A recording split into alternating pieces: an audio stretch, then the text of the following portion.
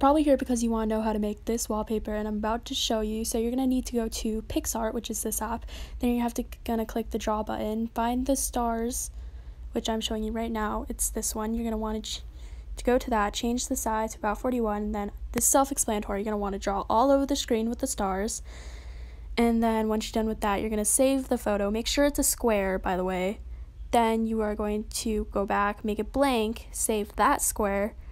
Then you are going to go back to the square again, look up for an Among Us character sticker.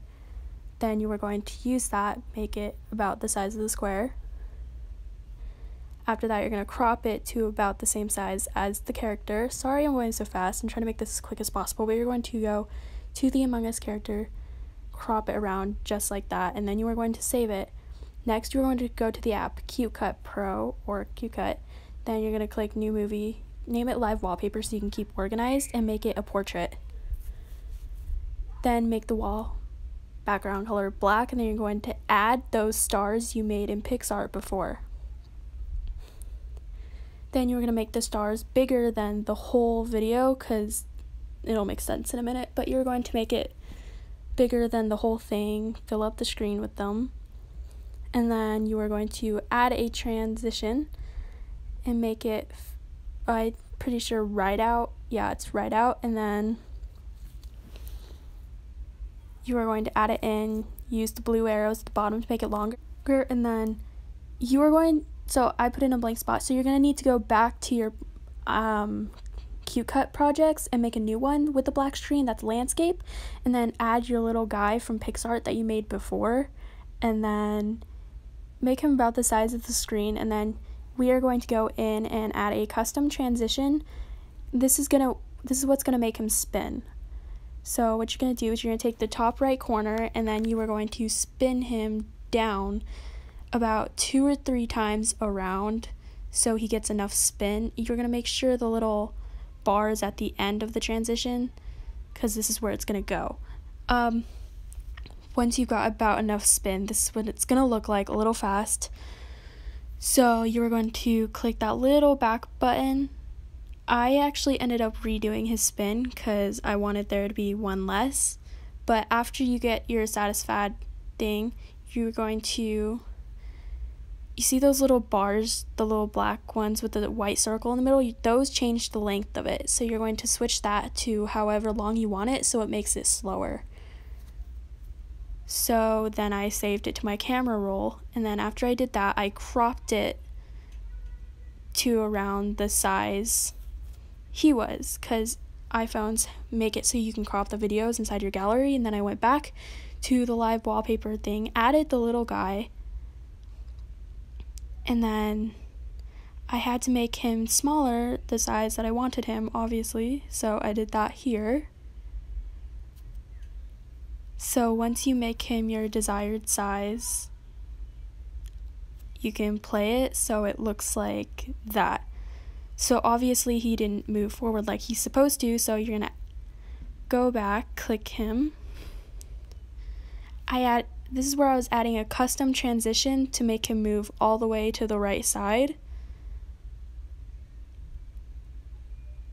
So this is what's going to make him move forward, is that custom transition at the bottom. And then once you do that, it should look like that. So then I clicked the back button so I can go back to my CuteCut projects, and then I made a new one with a landscape that was all black. This is where we're going to add in all the text. So what you're going to do is you're obviously going to add in what you want it to say. I'm not creative, so I just put the basic, Lily's the owner of this iPhone. Then you are going to change it to the size you want, add the borders, whatever font you want, and then after I did that, I changed it all, Once I was done with that, I changed the length of it so it kind of matched the one I had from the live wallpaper, which was about 6-7 seconds. Here, I'm pretty sure it was about 4. Then you add that black photo that you had before that you made in PixArt, and then you switch it to the side. Make sure it's the black photo, and then you switch it over so it goes over the words, that black photo you had before. Then you are going to add a transition to it. You're going to add a custom transition. Then you are going to make it so it goes all the way to the right, kind of like what you did with that character earlier.